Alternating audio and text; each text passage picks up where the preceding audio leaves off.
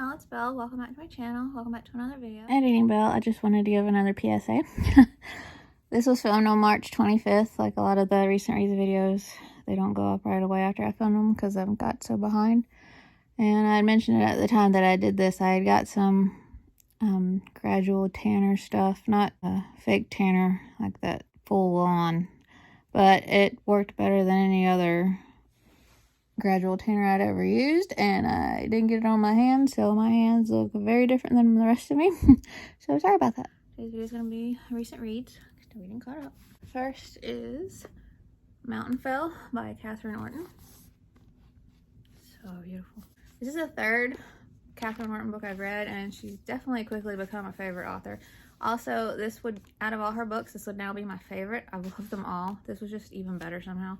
So it's now my favorite. There's so many great underlying messages and themes in here. You can see the similarities with the way the magical Mountainfell is being treated and the consequences to the way we treat our own, while not magical, but just as beautiful world. There's also the strong love, loyalty, and protectiveness for family, beautifully expressed. Then the beauty of a first friendship and watching it grow and become a type of family in its own right. The friendship between Erskine and Leaf is such a wonderful thing to witness and see grow. We have a cat named Scrat.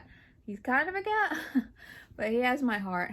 I found the whole backstory of this town beside Mountainfell, Lofty, the Lordson, Erskine's family, and what they and generations before have done, and Mountainfell itself, the lies and the truth, also intriguing and so imaginative. All of that plus the other incredible details that went into this, like Sabella, the Cloud Dragon, Luma, the Drell, Lysanix, burrow birds, and more, make for such a vivid, magical story full of imagination at its finest. I love how there's also an important message that being different is okay. You don't have to be like everyone else, and it's okay if they don't accept you either, as long as you accept yourself.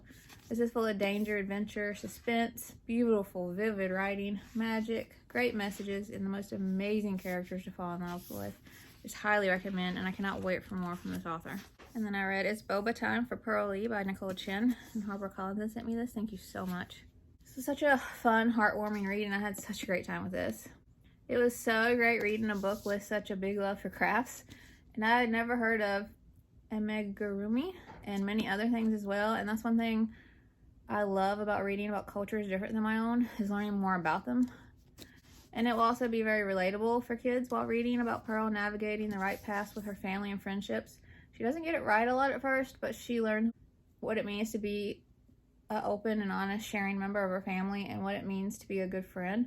There's also something brought to light in here that was so refreshing to see discussed, and that's what happens when you take something that you love, that you do for yourself, and turn it into something for financial gain, taking all the creativity and fun and joy out of it. Also important to stand up for your passions, and that it's okay to be different from your family or even what they expect you to be. It's important to tell those you love when something matters to us, and also if something they have said or done has hurt us in some way, because they'll never know otherwise.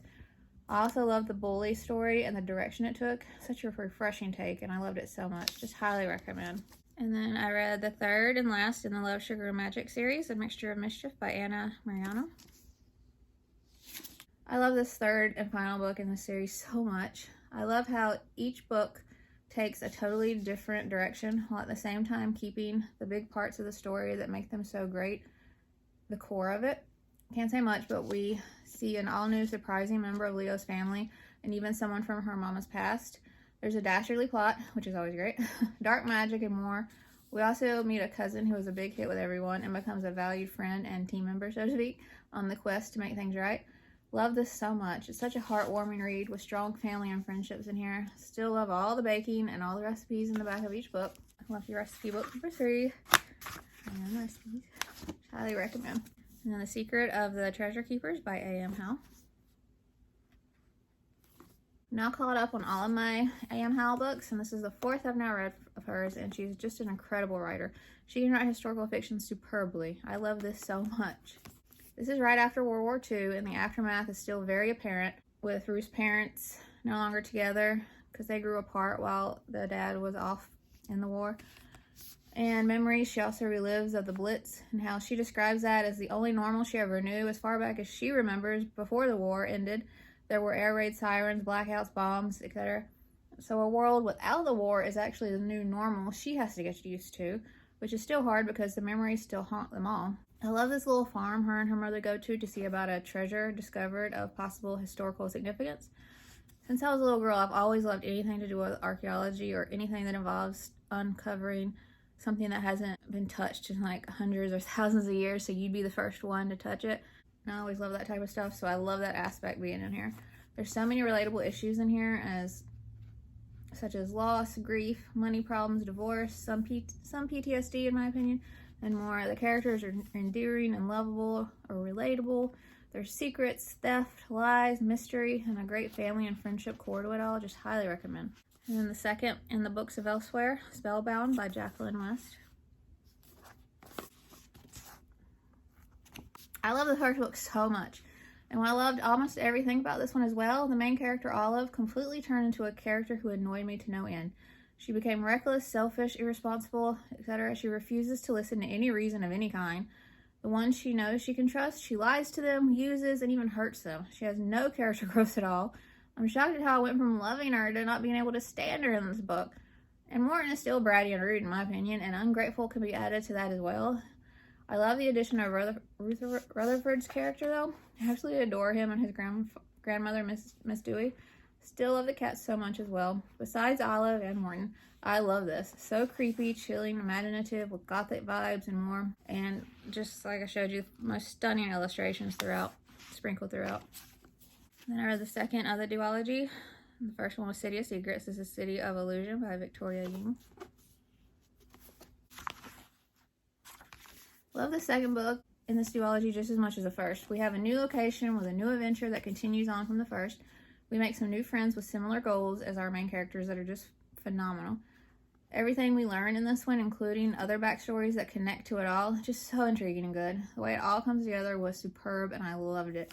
Highly recommend, and just stunning illustrations. Just love these so much and had a great time with them. Then I read the second book in the 13 Witches series by Jodi, Lynn Anderson, The Sea of Always. And it was so good to be back with these characters and story. I love the world this author has created and the whole idea of all these different witches who all have the best names that are appropriate for their specific power they possess. I also love the witch hunters and that backstory. Rosie is still the most endearing main character, and her little one in the flashlight is the absolute best.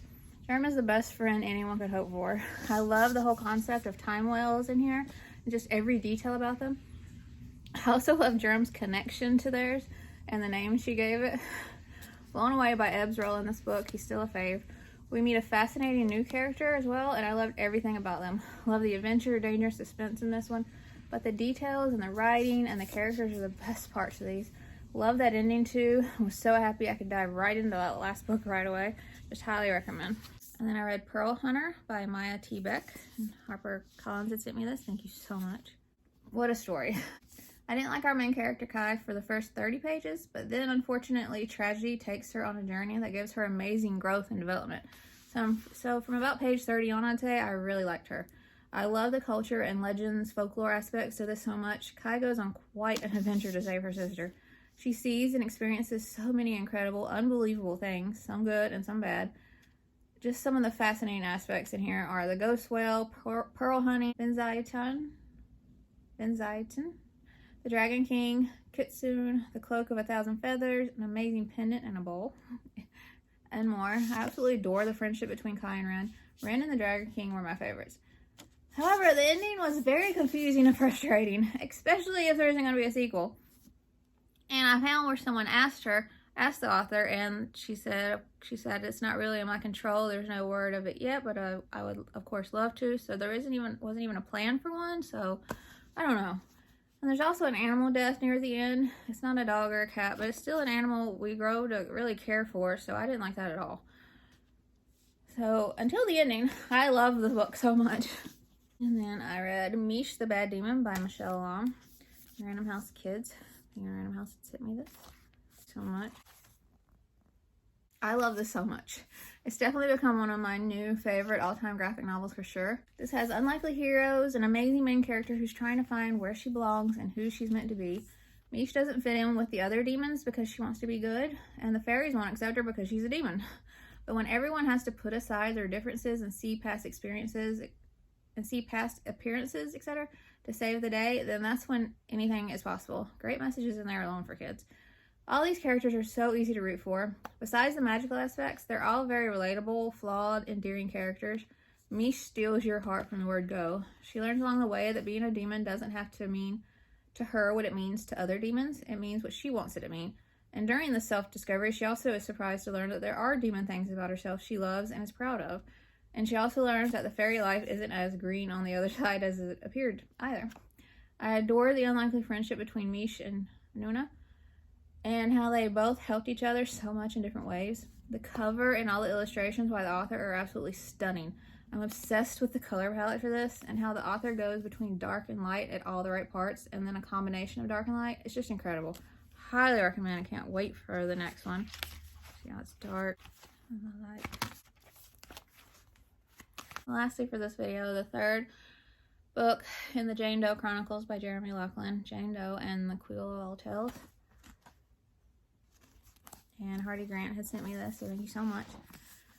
While Jane didn't use the Lord's name in vain as much in this one, by about half actually, it was still used 15 times, I believe, which is still just ridiculous to me. So because of that, as usual, I won't recommend it, nor will I give a star rating on Goodreads. It makes me so sad, but this is a personal thing, and I can't go against that. It's just how I feel. If this isn't something that bothers you, then you might really enjoy the series. So, editing bell. After, like I always say, I film these way earlier than when they are posted. And after filming this, the author had commented on my review of the second book, saying that in the US editions, the Lord's name in vain isn't used. But the US edition of this one isn't currently out since it is the newest. So when the US edition of this third book comes out, I will give it a star rating on that edition and recommend it. But until then, that's how I feel. But once that US edition comes out, I would recommend it. But like I said, if this isn't a problem for you, then you'd probably really like it. Alright, y'all, that's it for this video. Have you seen any that you want to read? Have you read them already? Any already? Did you like them? Did you not? Let me know in the comments.